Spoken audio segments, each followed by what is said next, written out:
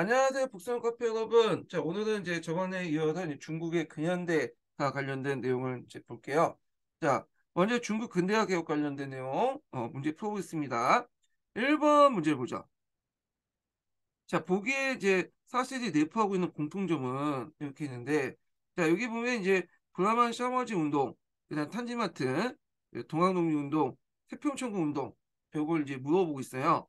일단은 이제 이 브라마 샤머지 운동은 그 인도에서 그 람모한 노이라는 사람이 이제 했던 운동이죠. 그래서 신들교 초기 신앙인 브라마교의 순수성을 복귀하자 하는 운동이었는데, 이 남모한 노인은 이 브라마 계급 출신이에요. 그래서 신들교를 개혁하기 위해서 브라마 샤모지, 그러니까 브라마의 모임을 만들고요. 교육, 사회, 정치적으로 인도를 바꿀 것을 이제 주장을 하게 돼요. 그래서 이제 그 당시 노인은 영국의 신분 권연을 반대하고, 그다음에 언론과 종교의 자유를 이제 주장을 하고, 어 이렇게 이제 했는데, 이 사람이 이제 그 했던 게 뭐냐면 신들교의 악습들을 이제 철폐하는 운동들을 했거든요. 대표적인 게 남편이 죽었을 때 아내와 함께 이제 하장하는 샤티가 있어요. 이 샤티를 반대하는 운동을 펼쳤죠. 그래서 이 브라마 샤머지 운동은 특징이 뭐냐면 영국 지배를 부정하는 게 아니에요. 예. 그 영국의 지배체를 인정하는 가운데서 영국식 교육을 받은 이제 인도의 엘리트들, 이 브라마 계층들이 그 영국에 대해서 인도인의 근대적 권리를 요구하는 선에 머물렀다는데 한계가 있어요. 그 때문에 이제 이걸 뭐 반제국주의 운동이라고는 볼 수가 없어요. 일단 이게 볼 수가 있죠. 그래서 있고, 두 번째는 탄지마트 개혁인데, 탄지마트 개혁은 오스만 투르크에서 했던 개혁이죠. 그래서 오스만 투르크 때 이제 근대 가정에서 그 당시 이제 했던 개혁인데, 주로 이제 그 주요 내용은 뭐냐면 오스만 은행을 설립하고요. 신식 교육 제도를 도입을 하고, 그 다음에 종교와 민족을 초월한 국민의 생명과 재산 보호 이런 것들을 이제 내세웠다. 종교와 민족을 초월해서 국민의 생명과 재산 보호 등을 내세웠다라는 게 특징이죠. 예. 자, 그래서 이제 이런 내용들 기억을 해두시고요. 그 다음에 군사기업은 징병제 폐지가 있어요. 징병제 바탕으로 해서 서양식 군대를 창설했다. 예. 근데 여기 제가 이제 기출문제 분석 자료에다 좀 잘못 적어놓은 게 있는데, 여기 보면 예니첼리 폐지 관련된 내용이 있어요. 예. 근데 이거는 그 전에 했던 개혁이야. 예니첼리는 전에 했던 개혁이고, 징병제를 바탕으로 서양식 군대 창설까지 봐두시면 돼요. 이거는 기타 살 때 좀 다시 얘기했지만, 이게 예전에 잠복 문제가 됐거든요. 이게 NHL 해산이 탄지메트 개혁에 들어가 있지 않아요? 그 전에 있었던 개혁 내용이에요.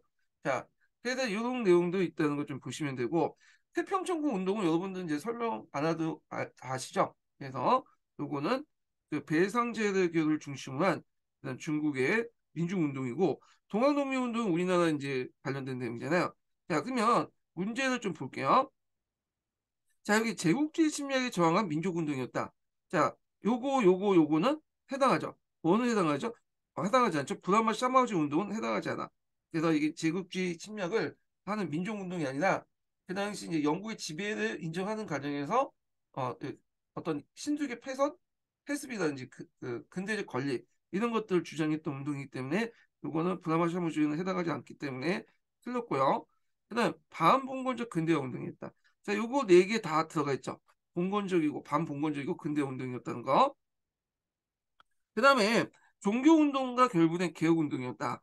자, 여기 또 보면 브라마 샤머지, 태평천국 운동, 그다음에 동학농민 운동 이렇게는 해당하지만 탄지마트는 아니에요. 탄지마트는 이거는 이슬람 뭐 개혁하고 관련 없어요. 이거는요. 그래서 그 19세기 때 오스만 투르크에서 술탄을 중심한 위로부터의 근대 개혁이고 세속적인 개혁이에요. 그래서 뭐 이슬람 국가에서 모두 다 이걸 뭐 샬리아 연결시켜 개혁했다. 뭐 이런 식의 이제 이런 건 좀 약간 선입견이 있는 거고요.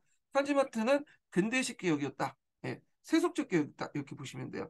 그 다음에 이제 앞에서 말했던 반제국주의 반봉건적 민족운동이었다는데 여기에서 쓰는 게 이제 브라마 샤모니가 이제 틀리죠. 그 다음에 이제 민중운동이라는 게 또 틀리죠. 왜냐하면 탄지마트는 위로부트의 개혁이잖아요. 그러니까 이것도 이제 해당하지 않아요. 그래서 2번이 답이죠. 반봉건적이고 근대화 운동이다. 자, 이런 문제는 이제 그 주관식에는 맞진 않아요. 그렇지만 여기 주제들 고다마샤마지 운동이라든지 탄지마트라든지 이건 시험에 나올 수 있죠. 이런 것도 예전에 나왔던 거고 태평천국 운동은 이제 상대적으로 좀 시험에 문제 안 나왔어. 그렇지만 한번 나올 가능성이 있겠죠. 뭐 이렇게 있고 2번 문제 볼게요. 자, 고기의 자료와 관계에 있는 중국 근대 운동에 관한 설명으로 옳은 것은 밭이 있으면 같이 경작하고 먹을 것을 먹고 의복이 있으면 같이 입고 돈이 있으면 같이 써서 같이 경작하지 않는 땅이 없고 충분히 받지 않는 사람이 없게 한다. 그죠? 자, 이것은 이제 어떤 그 문서냐면 태평천국 운동에서 했던 천조 전무제도죠.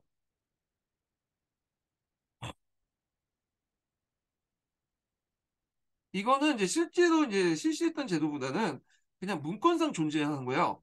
예. 그래서 뭐 이제 그 거의 대부분 실시되지 않았다? 행정조직 외에는 실시하지 않았다는 게 특징이 되는데 되게 이제 그 천조재무제도는 그 밑에 토지 분분 사상이 반영돼 있죠. 그러니까 공산적인 어떤 사회체제 구멍이라든지 생산물 독점 금지 이런 걸 바탕으로 해서 사유권을 강력한 통제를 통해서 균등한 경제체제를 했다. 그래서 사유권, 토지의 사유권을 강력한 통제를 통한 균등한 경제체제를 지향하고 있다는 거. 그래서 이제 원칙적으로 토지를 성인 남녀들이 균등하게 지급을 했고요. 요거는 또 행정조직하고 또 연결돼 있어요. 그래서 행정조직을 했는데 여기 한간을 설치해가지고 행정과 군사를 담당하겠다는 거죠. 그래서 이제 여기 잠깐 내용 보면요. 양사마시아에 25가를 1량으로 삼고 군사개혁은 13,156관을 일부로 삼고 최고의 자치행정기구 행정조직으로 삼았다. 그래서 양사마 군사는 중요한 한간으로서 양사는 미국 생산과 간해 부업의 잉여분을 25가마다 설치된 국고에 징수하고 군사에게 보고하고 군사는 토지 분배, 그다음 수익 진출을 총괄했다. 한간은 대개 초기에는 하층민이 맡았지만 후기에는 지주와 신사계층이 한간 지역을 다수 차지했다. 이렇게 보시면 돼요. 토지제도 자체는 실시하지 않았지만 요 행정조직 같은 경우에는 이제 뭐냐면 실시한 걸 보고 있어요. 이렇게. 음.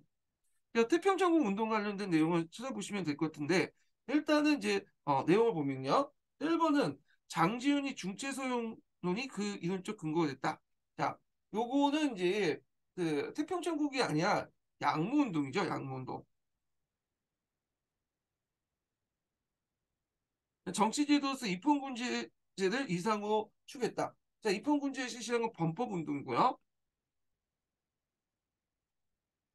그다음 멸망응안을 내세우며 전개된 사회개혁운동이자 민족운동이었다. 자, 이거는 이제 뭐와 관련된 거죠? 의아단 운동이죠. 의아단. 아, 잠깐만 말을 잘못했네요. 예, 여기가 태평천국 운동이죠. 예.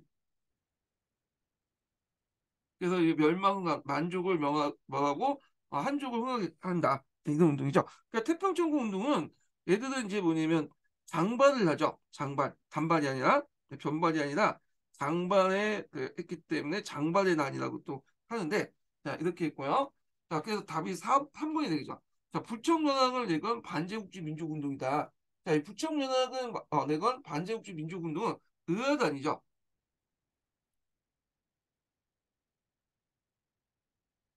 자, 이때 이제 부처는 청나라를 받들고 서양을 몰아낸다 이런 뜻인데 또 넓게 해석하면 청은 이제 중화를 상징할 수 있기 때문에 중화 문명을 지키고 청나라를 몰아낸다 뭐 이렇게 이제 볼 수가 있어요. 그래서 답이 3번이다 이렇게 보시면 되고요. 자, 그다음에 이제 여기 좀 약간 그 요 자체 내용이 뭐가 이제 포함되어 있냐면 대동사상이 포함되어 있거든요.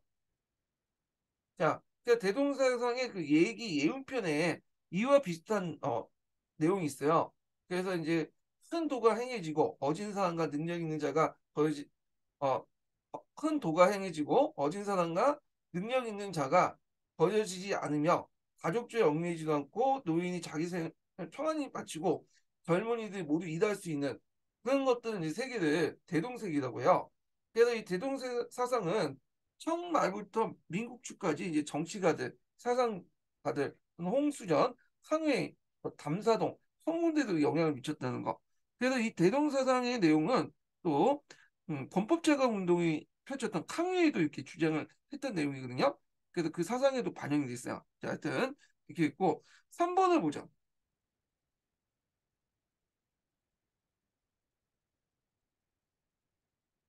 그 문제 보면 보기의 자료에 달려 있는 중국의 근대화 운동에 관한 설명 옳은 것은 이렇게 있거든요. 자, 여기는 이제 그 누가 올린 내용이 이용장이 동치제 이게 올린 내용인데 서양식 철공소나 기계에다 설치하자 뭐 이런 내용이야.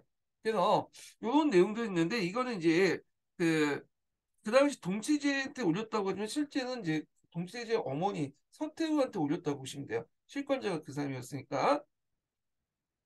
동치 5년 신임 이 신임한 건 이용장을 얘기해요.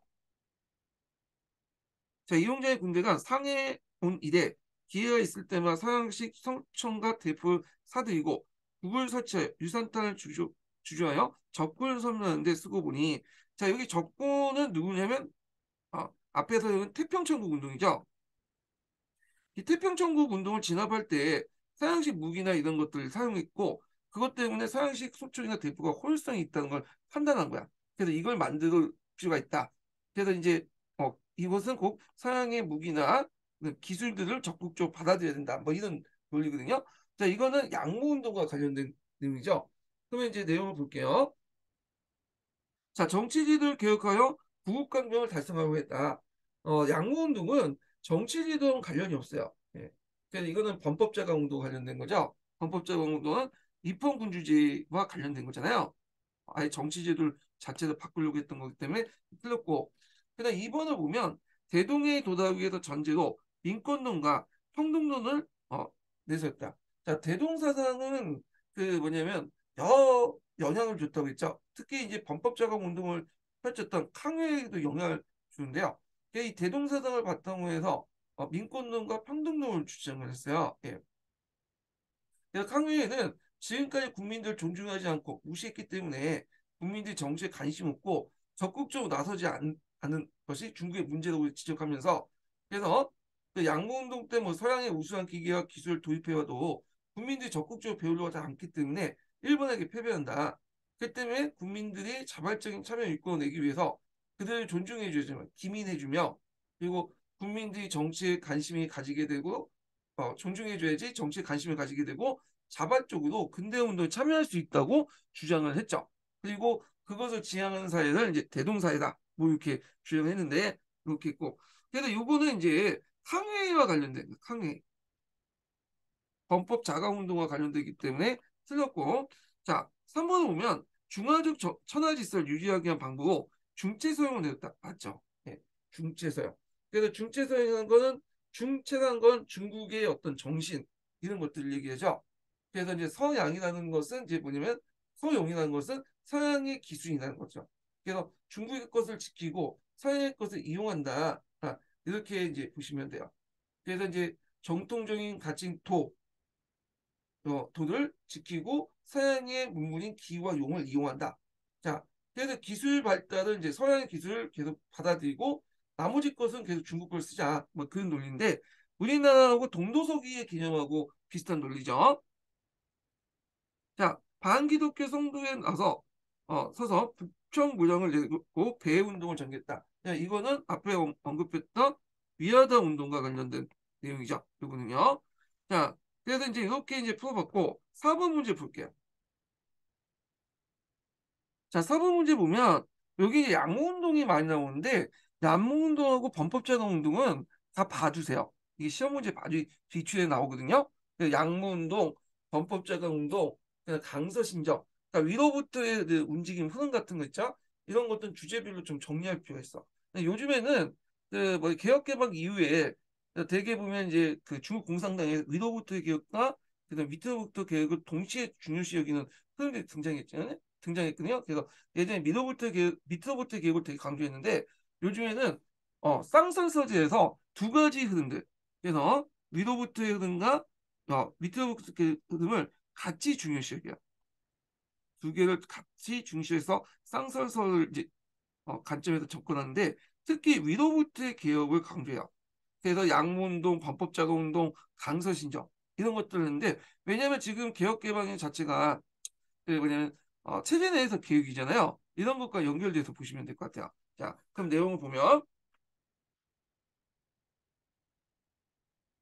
자, 아편 전쟁 후 맺은 난징 조약은 서양 열강대에 대한 중국 최초의 굴복으로서 이후 열강의 중국 침략을 촉진하게 되었다.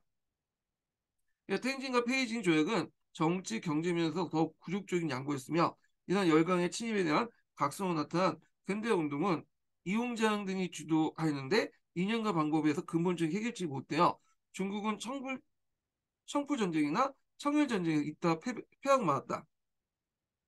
자, 중국 시몬스키 조약과 삼국 간섭을 계기로 일정하게 경제적 이권을 내주었는데 이로써 반식민지 상태였다. 자, 이때 반식민지라는 것은 반반을 의미하죠.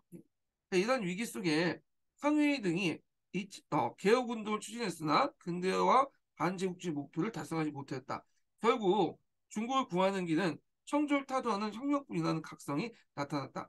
자, 여기에서 이제 1번과 2번 각각 뭐냐? 자, 여기는 뭐 쉽죠? 요 앞에서 이제 뭐 이 운동은 이용장이 주도했고 했기 때문에 양무운동이라는 걸 알 수가 있고요. 자, 그 다음에 이 개혁운동 상회의가 주도했죠. 그러니까 범법 자강운동. 자, 이렇게 있고요. 그 다음에 이제 이 내용과 한계점인데, 이 한계점과 내용이 너무 많죠. 그래갖고, 요건 제가 이제 하고, 다만 참고하세요. 너무 많은 거는, 패스할게요. 이게 너무 내용 강의하고 겹치다 보니까, 자, 이거는 자세한 거는 답안이나, 제가 이제 내용 강의도 계속 하고 있거든요. 그거 참조해 주시고요. 자, 그 다음에 이번에 실패 원인을 설명하시오. 그래서, 뭐냐면, 범법 자강 운동의 실패 원인을 이제 얘기를, 하는 건데, 일단 뭐 그것도 제가 이제 거기 밑에다가 적어놨는데 그 대표적인 게 이제 뭐냐면 수국파들 서태후의 공격이죠. 예, 그런 것도 있고 그 아직 이제 근대적 시민의식이나 부유주의 세력이 발달하지 못한 중국 사회에서 대중적 기반이 또 취약했다는 것도 있어요. 예, 그런 것들에서 이제 실패했다 이렇게 보시면 돼요. 자, 그다음에 5번을 보면 자, 5번도 이제 앞에 있는 이제 그 상소문 내용은 그대로 이제 나온 내용이에요. 요 상소문은 좀 기억을 해주세요. 이 교과서 다 보시면 그 양문동 상소문으로 이게 잘 나와요. 그래서 그 당시 이홍전이 올린 이런 상소문 내용이 여기 있거든요. 그래서 이거 뭐 아까 읽었으니까 이제 넘어가고요. 자, 그럼 문제 풀어볼게요. 다음 상소문과 관련이 깊은 이 운동을 주도한 사람들이 주장과 이 양문동이 실패한 이유를 설수하시오. 그리고 이문영, 그 전개된 근대화를 위한 움직임과 그 성격을 쓰시오 이렇게 했거든요. 자, 일단 주장 내용은 그뭐 중체 소형 입각해서 이제 했다 이렇게 보시면 되고 실패한 이유는 그 동계에 있어요. 그래서 한번 정리를 좀 해볼게요. 자, 일단 첫 번째 동체주의의 기본 정신으로 정통적 농업사회를 부흥했다. 그래서 근대적 산업국가 건설이 아니었다는 거. 중체 소형에 입각한 서양문의 피상적인 모방. 그러니까 지도적 부족, 비효율적, 개인적, 분산적 전개, 합리적으로 효율적인 사업이 아니었다는 거. 그다음 단독 상판을 포방하고 있다. 그래서 이제 자본주의 발달 제한적 역할을 했는데 단독 상판이라는 것은 간이 감독하고 민간이 운영하는 건데 항상 이제 간의 감독을 이제 받기 때문에 비효율적이다 이렇게 비판을 많이 받고 있죠. 물론 최근에는 어쩔 수 없었다. 뭐 그런 견해도 있긴 있어요. 자, 그다음에 이제 이때 동시에 했던 게 뭐냐? 자, 양무운동을 할 때 같이 했던 게 메이준 씨죠. 예. 그래서 메이준 씨 같은 경우에는 신분제 개혁, 뭐 징병제 실시 등등등 했는데 주로 청왕 중심의 어떤 중앙 집권을 근대로 했다.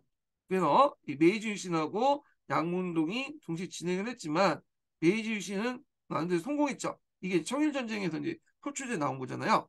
자, 그래서 이런 것들 비교해서 좀 보시면 될 것 같고요. 자, 그 다음에 뒤에 넘어가서 다음 문제 보면 6번을 볼게요. 6번.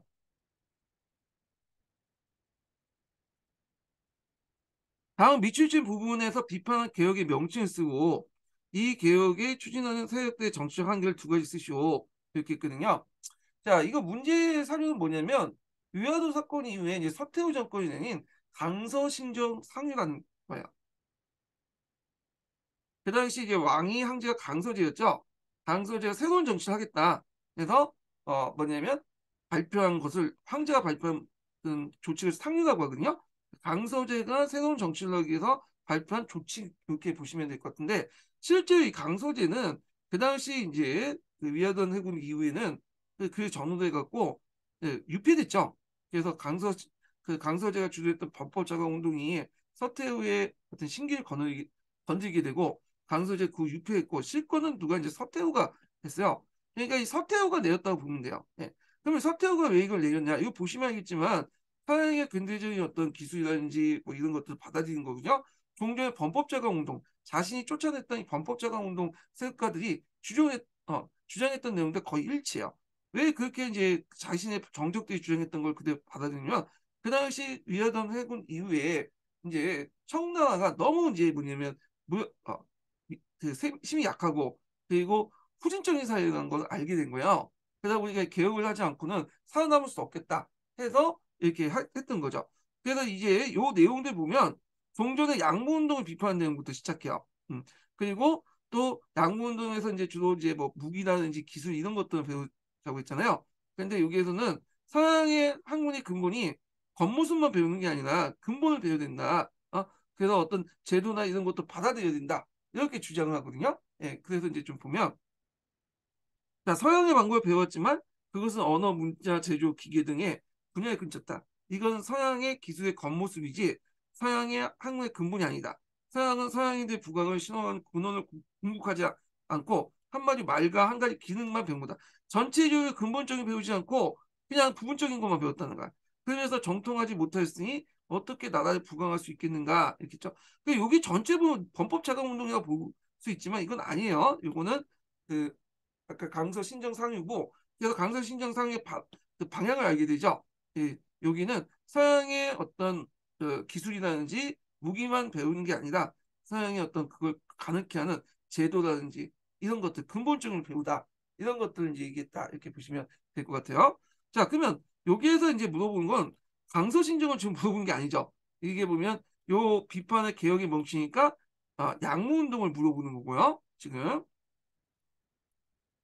이 양무운동의 한계점을 물어본 거야. 이 개혁이니까. 이 앞에 거를 어, 봤죠. 그래서 개혁을 정치적 한계 두 가지 쓰시오 이렇게 있는데 그러면 양무운동의 한계를 써야 돼요. 예.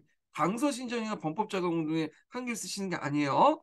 자, 그래서 이제 한계를 보는데 한계는 앞에 네 가지 정리했죠. 그 중에 여기 단서를 달았죠. 네. 그래서 조건을 달았잖아요. 조건을 달으면 이 조건을 맞춰 쓰셔야 돼요.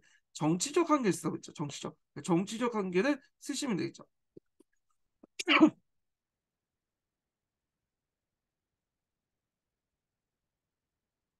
자, 그럼 보면 동기에 보면 양파 관리가 죄송합니다. 예. 자, 양무파 관리가 정부 내에서 권력을 장악하지 못했다는 점. 양무파 관리는 분열돼 있었고 지역적 개인적 차원에서 추진했다는 것. 지도력의 문제점이 있다고 했죠. 자, 이 첫 번째 보면 양무파 관리가 정부 내에서 권력을 장악하지 못했는데 그 이유가 뭐냐? 양무파 관리는 한인 관료 세력들이에요. 이용장이니 중국군이니 이런 사람들인데 이들이 이제 중앙정계에서 활동한 게 아니라 지방의 총독이라든지 숙모로서 이제 가 있는 거야. 그러니까 뭐랄까 좀 한계가 있죠. 근본적으로 이제 권력을 잡지 못하다 보니까 그래서 이제 주로 지방 단위로 이제 뭐냐면 양문동을 실시했고 그리고 예를 들어 내가 호남성에 있다가 저쪽 호북성 숙무로 발령됐어요. 그러면 호남성에서 자기가 했던 이제 여러 가지 양무운동 그 내용이 있죠. 뭐 공장도 만들고 그렇게 했을 거 아니에요. 근데 이 공장 시설 다 뜯어서 호북성을 옮겨. 그러니까 상당히 지역적이고 개인적 차원에서 했다는 거야. 네. 그러니까 그래서 이제 한계가 있었다. 그런 것들 좀 기억을 해두시면 될 것 같아요. 양무운동의 한계 부분은 양무운동 할 때 자주 나오는 부분이거든요. 그래서 동계나 뭐 이런 그 중심으로 해서 좀 정리를 해주시는 것도 좋을 것 같아요. 예. 그 다음에 7번을 보죠. 7번. 자, 미추진 기획과 니은에 대한 설명을 옳은 것은 13년 기출문제인데요. 여러 가지로 이제 물어보고 있어요. 주로 이제 8천 형상을 물어보고 있거든요. 그러니까 이제 그 개항 이후에 중국이 이제 여러 곳에서 공격을 받잖아요. 그러니까 주변의 여러 국가들이 떨어져 나가. 중국의 영향력에서. 그래서 조선 같은 경우에는 일본이 먹고 그다음에 베트남 같은 경우에는 이제 프랑스가 먹고 이런 탈청 현상이 일어났고 심지어는 이제 신강 위구르 지역 같은 경우에는 뭐냐면 또 러시아 세력들이 위협해 들어오죠. 뭐 이런 등등 상당히 어려운 시기였어요. 자, 그럼 이제 보면요. 자, 여기 보면 이제 이 예문은 팔청산에서 일어난 1870년대 중반에 일어났던 세방과 육방 논쟁, 육방이라고 하죠. 세방과 해방 논쟁과 관련된 거야. 그러니까 지금 외세가 그 쳐도는데 그 먼저 중요한 러시아가 되게 중요하다. 러시아 신강 위구나 이런 쪽을 공격하잖아. 그래서 세방 러시아를 막아야 된다는 세방 육방 논의와 해방 논의는 뭐냐면 러시아가 지금 요리는 땅을 뭐 신강 위구 땅이고 그걸 오지니까 내버려두고 이쪽 중국의 핵심부들 강남 이쪽 지역이죠. 예, 이런 쪽이 중요하다. 근데 이런 적들은 뭐 미국이라든지 영국이라든지 이런 것을 해상으로 들어오잖아요. 해상에서 막아야 된다. 그래서 해방론이야. 그래서 이 세방론을 주장했던 사람들은 주로 보수파들 그리고 해방론을 주장했던 사람은 이용장 같은 양무파 관료들이 주장을 했던 거죠. 물론 이제 그 자종당 같이 양무파 관료였지만 세방을 주장했던 사람도 있어요. 네. 자, 그래갖고 이제 있는데 결론은 어떻게 했냐? 세방과 해방을 같이 하자 이렇게 결론이 났던 거죠. 자, 그럼 내용을 이제 보면요. 그 예문을 읽으면서 이제 좀 다시 설명할게요. 그래서 이 세방과 해방 논쟁이 이제 계기가 됐던 사건이 여기 보면 타이안 사건, 대만 사건이죠. 이 대만 사건인데 이 대만 사건이 왜 일어났냐면 1871년 말에 그 유구, 오키나와 포로민들이 대만의 토착민들, 여기서 이제 대만 가보면 원주민들 있어요. 보통 고산족이라고 하는데 여러 그 원주민들 있어요. 여러 종족의 하여튼 통칭해서 고산족이라고 하는데 고산족에게 살해한 사건을 말해요. 그 당시 이제 일본 관리들이 이걸 가만히 두지 않았겠죠. 그래서 그 뭐냐 오키나민들을 뭐냐 죽인 고산족들을 처벌해달라 요구했지만 그때 청조는 대만의 원주민들이 청조 통제 밖에 있는 하회 지민이다. 음. 그러니까 우리 밖에 있다. 이거 똑바로 써야 되네.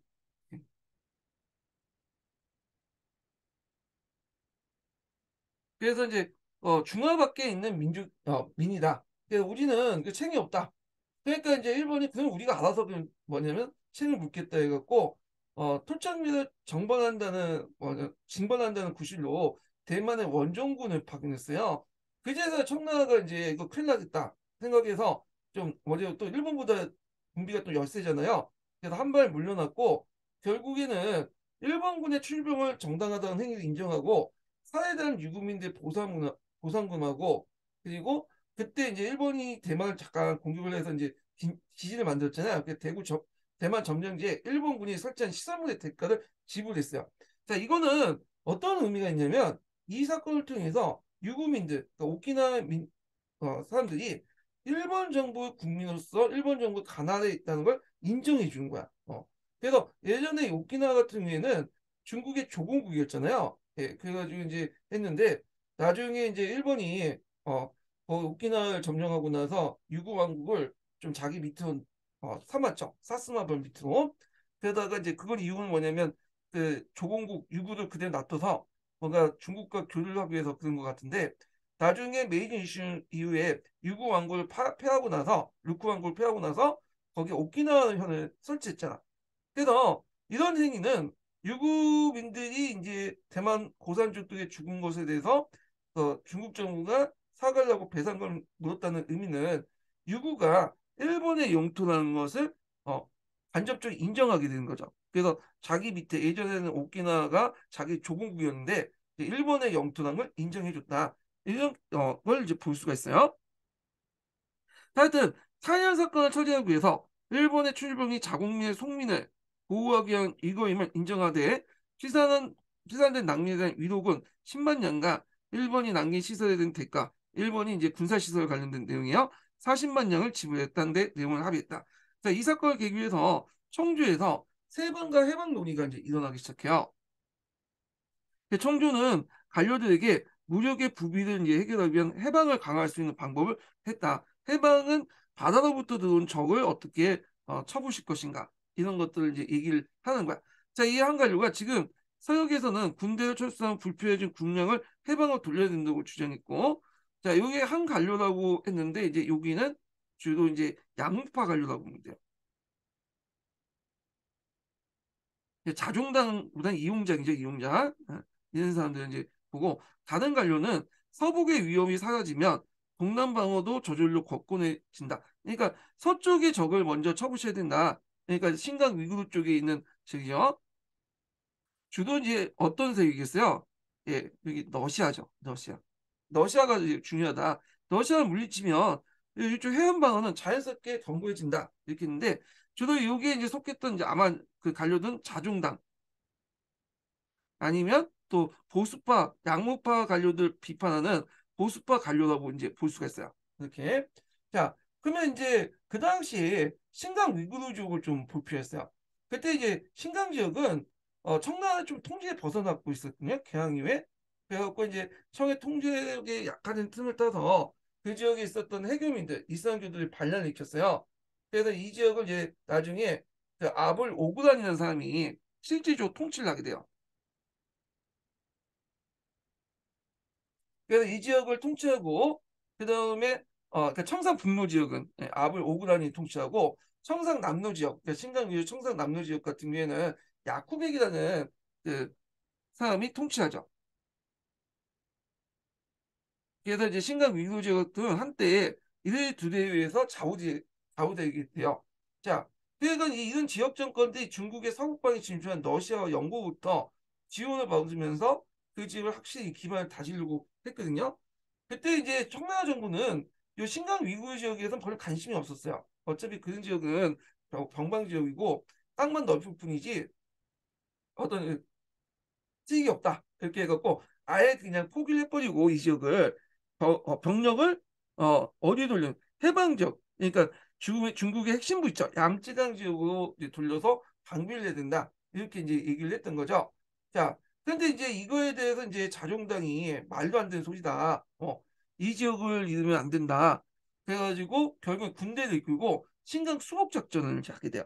결국에 이 야쿠백이나 그 다음에 아불 오구란 같은 이런 지역 토착 정권을 멸망시키죠. 그래서 신강 위구르 지역을 다시 회복을 하게 돼요. 예. 만약에 이때 신강 위구르 지역이 그때 놔뒀으면 원래 뭐 투르키스탄 뭐 공화국 이렇게 됐겠죠. 떨어져 나가서. 그래서 상당히 이제 중국이 지정학적으로 상당히 불리한 위치에 있었을 거야. 그래서 근데 하여튼 이 자종당이 이제 이렇게 강력하게 주장하면서 신강 수복 작전을 했다. 이렇게 보시면 될 것 같아요. 자, 그러면 문제를 풀어볼게요. 여기 에서 이제 물어보는 게 옳은 것을 물어보는 거니까 옳은 걸 찾으시면 되겠죠. 1번 문제 볼게요. 자, 기흑은 중국인의 반기독교 운동을 인해서 발생했다. 그렇죠. 틀렸죠. 보통 반기독교 운동 교우 아니라고 하죠. 아는 사건이라는 뜻이에요. 교회에 관련된 사건이라고 하는데 보통 이제 반기독교 교황과 관련된 것은 천진교환이라든지 위안화 운동 이런 것들이 대표적인 교환 운동이죠. 그래서 서양의 기독교가 순수한 종교 차원에서 들어온 게 아니라 제국주의 세계의 천병 역할을 하면서 들어왔잖아요. 그러다 보니까 이제 이로 인해서 한중 사회의 영향력을 장악한 기독 장악하려고 했고 이 과정에 기독교 선교사들과 신사계층의 간의 갈등이 났고 그 다음에 이제 기독교 교리와 정통 문화의 충돌이 곳곳에 빚어졌어요.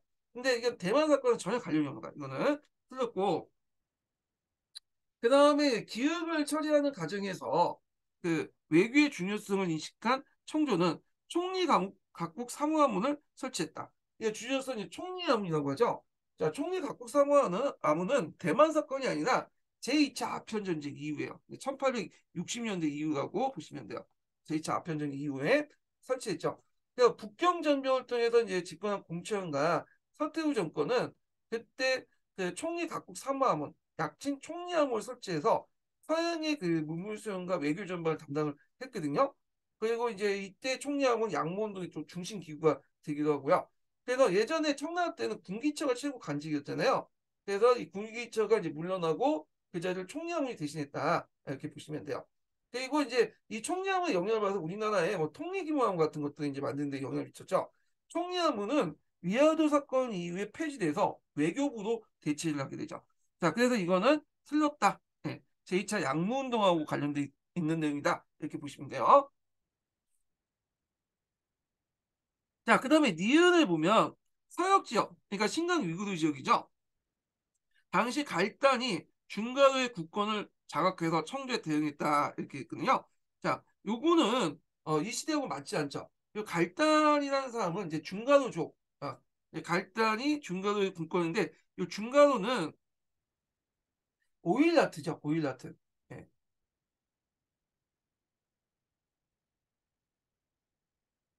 그래서 이제 있는데 잠깐만요, 이거 오타가 있네. 잘못 적어놨는데 잠깐. 이거 다음 판에 제가 오타 같은 건 좀 수정할게요. 정신없이 쓰다 보니까 오타가 되게 많아. 예. 그래서 여기 보면 여기 내용이 갈단족이라고 되는데 갈단족이보다는 이거는 갈단은 사람 이름이고 중가드라고 하는 게 낫겠죠. 중가드. 예. 그래서 이제 보통 명나라 때 오일라트하고 그 다음에 누구예요? 카타르 부가 이제 싸웠잖아요. 그중에 오일라트 부가 중가드 부였대요. 나중에 청나라 때. 하여튼 이 오일라트 부는 보통 타타르 계열의 이제 부족들은 청나라 예속해 들어가서 이제 말 잘 달렸는데 얘네들은 끝까지 개겼죠. 그래서 원래는 이 얘들이 몽골 쪽 몽골 포원이 있었는데 계속 청나라가 공격해오 들어오니까 신강 위구르 지역으로 이동을 하게 돼요. 예. 그래서 결국에는 이제 계속 이동하다가 강희제, 뭐 옹정제, 권룡제 거쳐서 맨날 싸우게 되거든요. 그래갖고 이제 됐는데, 자, 그래서 이때 이제 뭐냐면 완전히 이 갈단족들, 그러니까 뭐냐면 이게 오일라트족, 중간호 부족들을 뭐냐면 어, 싸워서 이겼던 것은 언제냐면 권룡제 때죠. 권룡제 때. 그래서 권룡제 때 이 근거진 이리 지역을 공격해서 정복가가 완전히 복속을 시켰어요. 예. 그래서 이건 권룡제다. 그러니까 여기 약간 이제 그 강의부터 해서 권룡까지 이렇게 보시면 될 것 같아요. 예. 그래서 이제 보시면 되고요. 그래서 이 갈단이라는 인물은 강희제 때 인물이에요. 이 강희제 때 이제 강희제가 그 중간으로 이제 족을 공격하는 과정에서 갈단이 그 강희제 공격을 받고 자살을 했거든요. 강희제 때 얘기예요. 그래서 기초에는 약간 이게 사람 이름을 종종 명칭을 제가 잘못 썼네. 예. 이게 중간우인데 여기 문맥상 갈단족이 아니라 중간우족이야. 예. 그래서 있고 그래서 이제 이 중간으로하고 다 건쳐 주시면 돼요. 이거 나중에 제가 다 손질을 볼게요. 그러니까 그리고 이제 앞에서 이제 갈단이라는 인물은 중간으로 부족을 이끌었던 인물인데 강희제 때 인물이죠. 강희제 때. 예. 요것도 좀 첨가해 주세요. 예. 그 부분을. 자, 그래서 이제 틀렸고, 그 다음에 이제 여기 보면 디귿에서 당시 프랑스군이 사이안 해역을 봉쇄하고 황호성을 점령했다 이렇게 했죠. 자, 여기가 이제 그 어디야? 동남방어라고 했는데 디귿에서 당시라고 했어. 그럼 당시가 뭘까요? 당시. 이건 앞에서 말한 1870년대야. 예, 동치 중흥할 때 뭐 이런 식이었죠. 근데 이거는 틀렸죠. 왜 틀렸냐면 청벌전쟁은 뒤에 얘기야. 뒤에. 그래갖고 이제 청벌전쟁은 그 뭐냐면 1885년이죠. 근데 요거는 일어날 당시가 1874년 중반대 얘기니까 75년이니까 10년 뒤에 얘기야. 10년 뒤에. 그렇기 때문에 이거는 시기적 맞지가 않다. 그래서 청골전쟁 와중에 그 당시 이제 펑우 제도라고 해서 그 대만에 이제 옆에 있는 부속된 그 섬이 있어요. 거기를 이제 점령했죠. 예. 그래서 이게 1885년 3월 달에 얘기거든요. 그래서 요거는 청골전쟁 나용이기 때문에 그 뒤에 10년 뒤에 얘기다. 틀렸고요. 자, 그다음에 논쟁. 그 논쟁이 뭐겠어요? 해방과 세방 논쟁이죠. 자, 니은의 결과 북양함대 주한 해군 참설이 본격화됐다. 맞죠? 그래서 이제 세방의 논의를 받아들여서 신강 위구를 이제 수복을 했고요. 그다음에 해방의 논의를 받아들여서 그 당시 이제 세계 함대를 만들었죠. 네, 그래갖고 그때 이제 뭐 북양함대,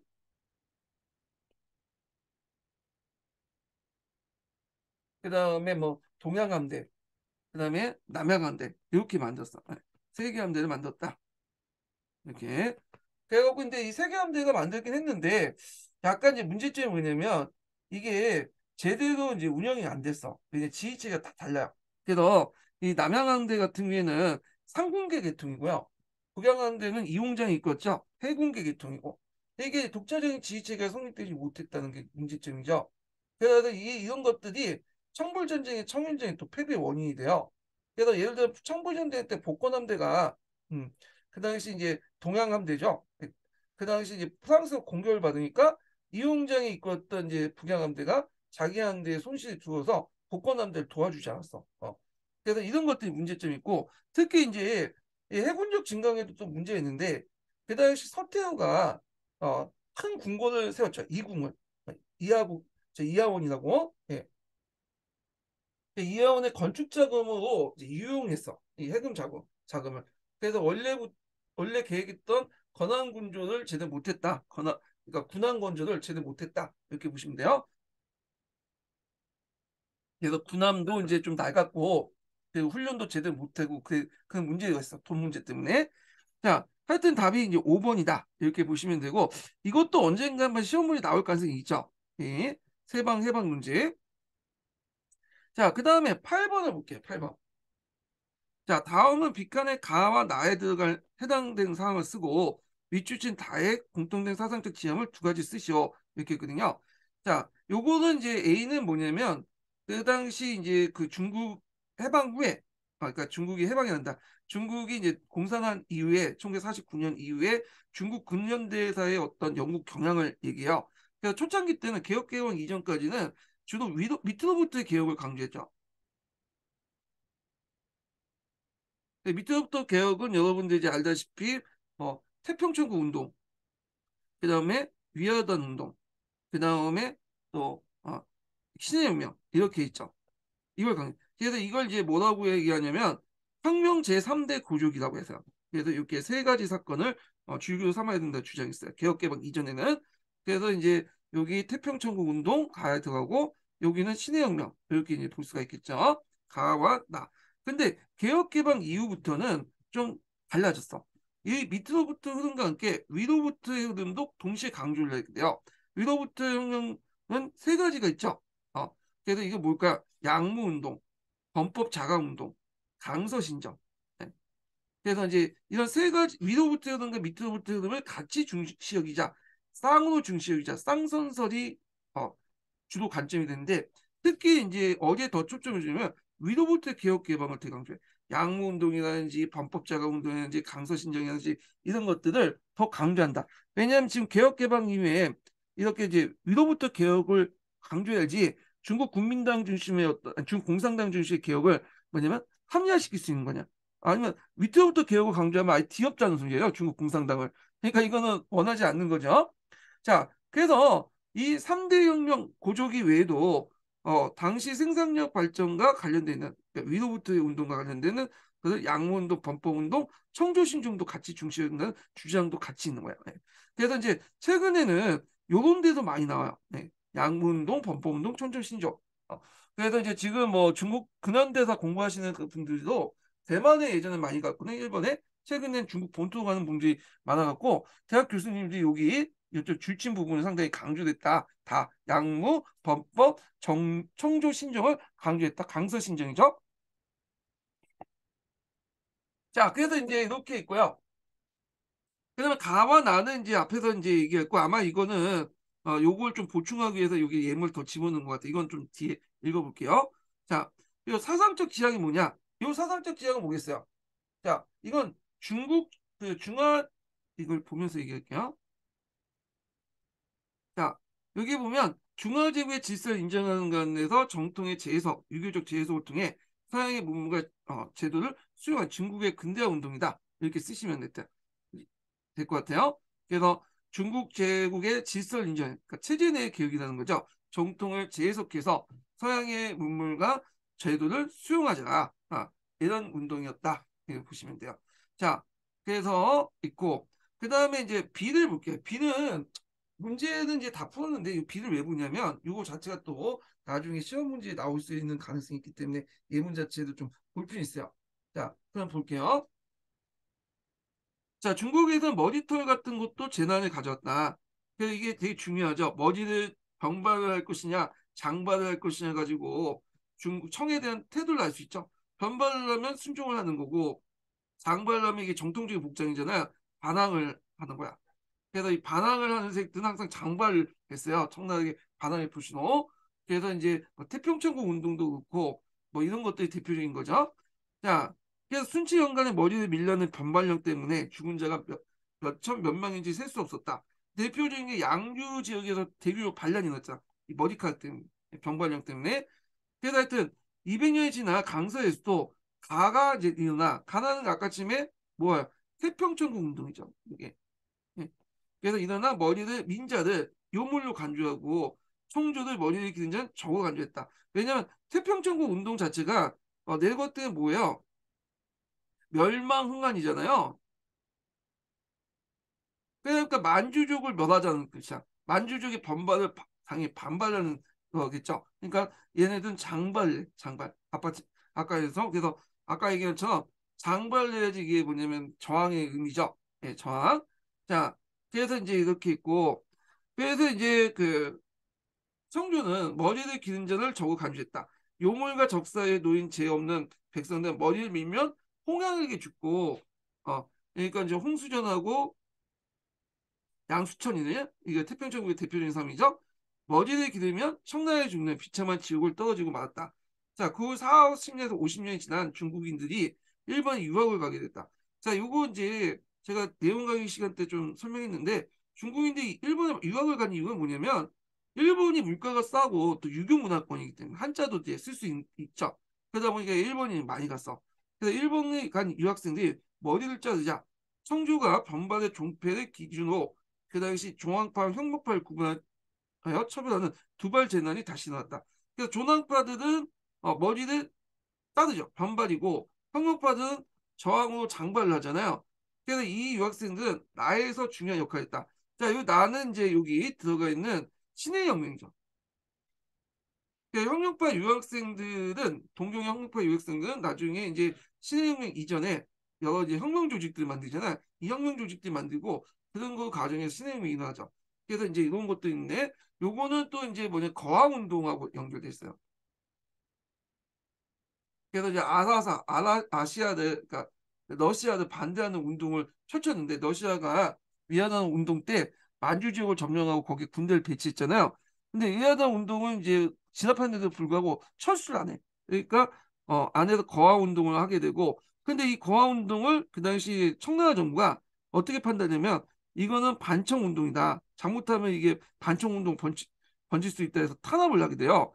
그러니까 이거에 대해 거화 운동을 펼쳤던 그런 그 유학생들이 이게 무슨 말이냐 하면서 반발하게 되고 이게 이제 뭐냐면 반청 운동으로 바뀌게 된 거야. 네. 러시아가 그렇게 쳐도온 건 청나라 무능해서 그런 거 아니냐. 그리고 반청 운동을 펼치면서 그것을 이제 뭐냐면 반청을 증명하기 위해서 머리를 기르죠. 예, 장발을 하게 돼요. 그 반발을 깎아버리고 장발을 하게 되는데 자 그래서 이때 이제 뭐냐면 동경 유학생들 중심으로 해서 혁명파들이 이제 만들어지기 시작해요. 지역별로. 예. 뭐 이런 것들 같이 기억을 해두시면 될 것 같아요. 자, 그래서 이런 것도 있고요. 그 뒤에 넘어가서 이제 9번 문제 보죠.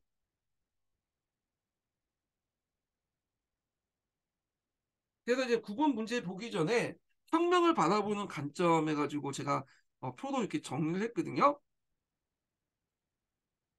그 개혁개방 이전과 개혁개방 이후에 어떻게 이제 혁명을 바라보냐.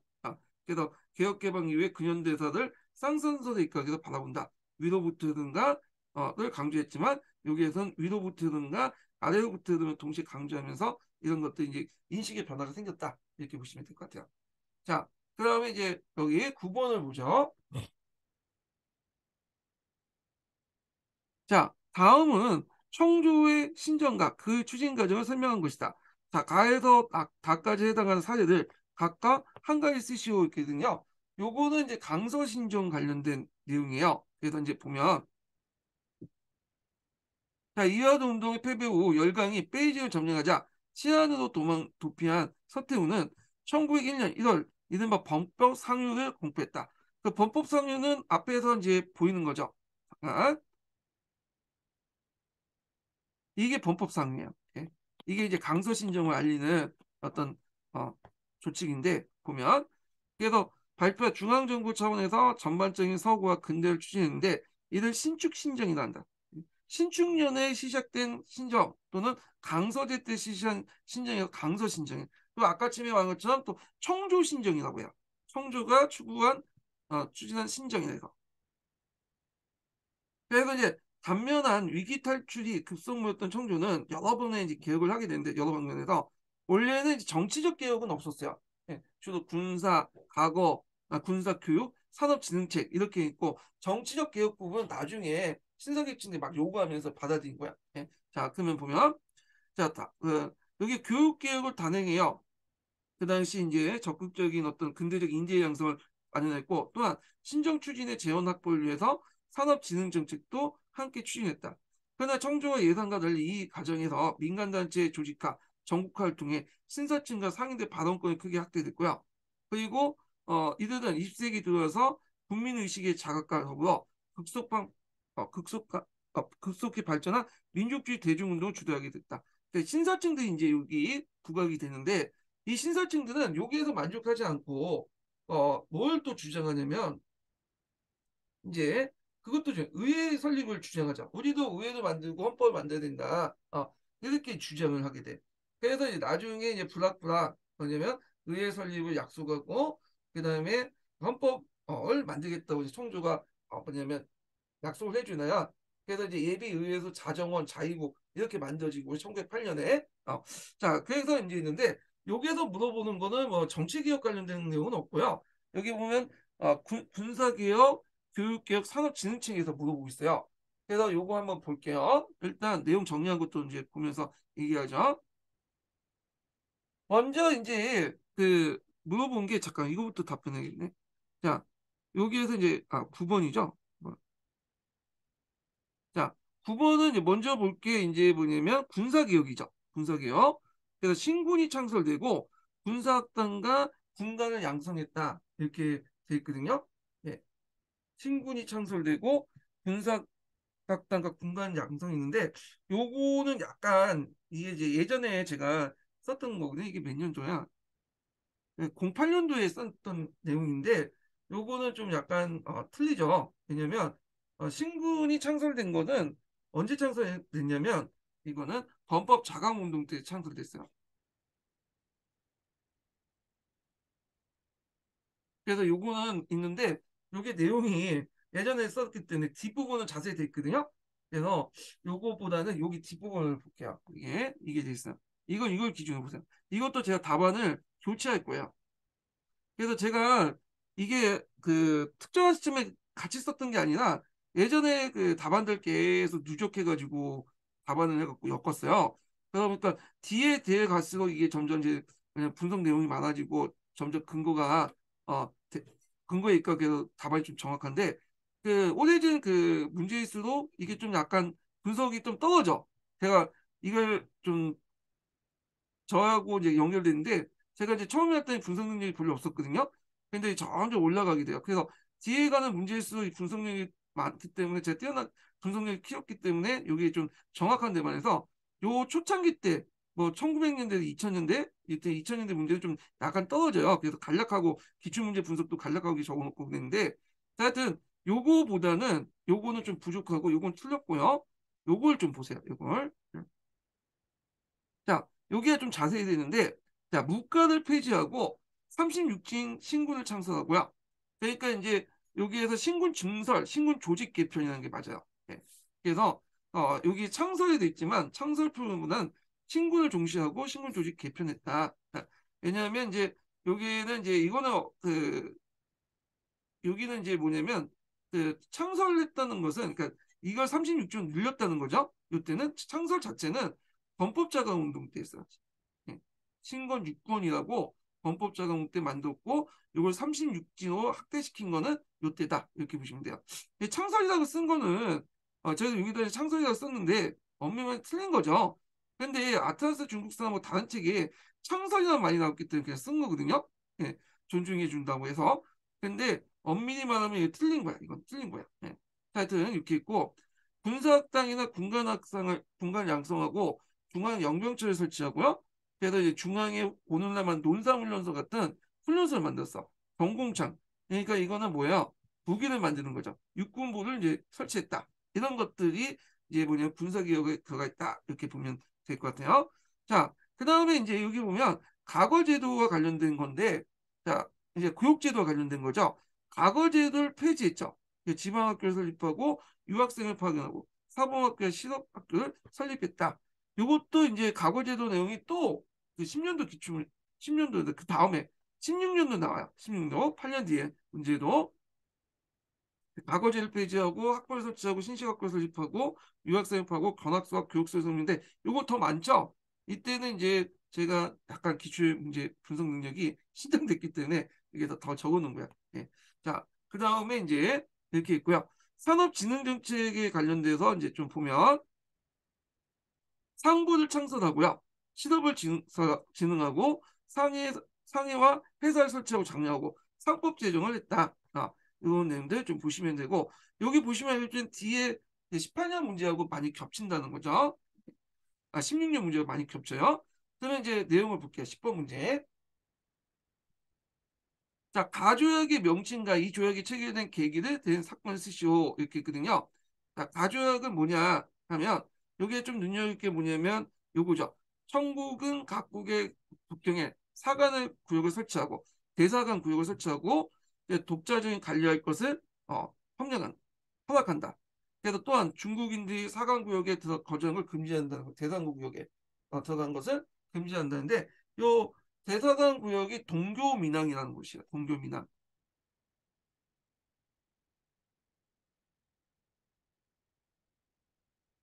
그래서 이 동교민항을 이제 구역을 설치한다.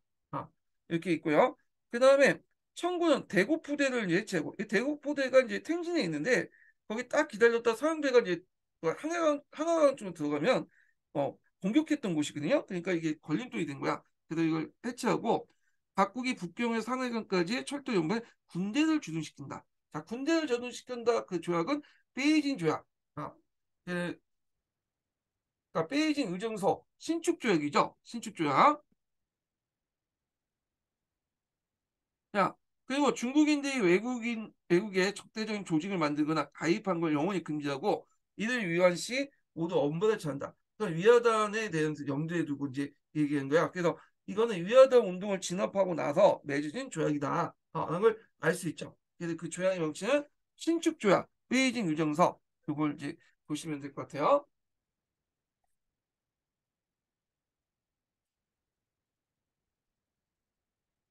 자, 그 다음에 이제 이렇게 있고, 그리고 나조서에서 따라 개혁 방안을 시행된 기획과 이은의 구체적 내용을 각각 한 가지 쓰시오 이렇게 있거든요. 자, 여기 있는데 나조서는 그 앞에 있던 그 조서죠. 그래서 이제 위화도 사건 이후에 서태후 정권이 내린 강서신조 상류라는 조서예요. 예. 그래서 여기 보면 앞부분은 각자 읽어보시고 인재를 양성하고 교육과 관련된 내용이죠. 그 다음에 무비를 제대로 갖추는 방안. 군사개혁이죠. 자, 요걸 이제 쓰는 거야. 요걸. 그 앞에 있는 그 요거하고 08년 지금 기출하고 겹쳐 있잖아요. 내용이 그대로. 그래서 앞에서 언급했던 걸 이제 쓰시면 되고. 근데 여기에서 공부하실 때 강서신정의 개혁 내용을 공부를 하셔야 되겠죠. 나올 수가 있어요. 이게 16년도에 나왔기 때문에 지금 24년이니까 이제 나올 때 됐네요. 딱 보니까 8년 주기야. 8년 이것도 나올 때 8년 뒤에 여기 나왔잖아요. 10번이. 그래서 주로 이제 강서신정에 이제 뭐냐면 교육, 그다음에 여기 어, 군사, 그다음 상업, 그다음에 또 지금 정치, 이 정치 개혁도 이제 기억을 해두시면 될 것 같아요. 이렇게 그래서 이제 이렇게 있고요. 자, 그다음에 이제 11번 관련된 내용인데 요거는 이제 다음 시간에 할게요. 요 부분은요. 여기 시모스키 조약 관련된 내용이군요. 자, 오늘 강의 듣느라 수고하셨고요. 다음 시간에 시모스키 조약 관련된 내용을 진행을 해보겠습니다. 오늘 수고하셨습니다.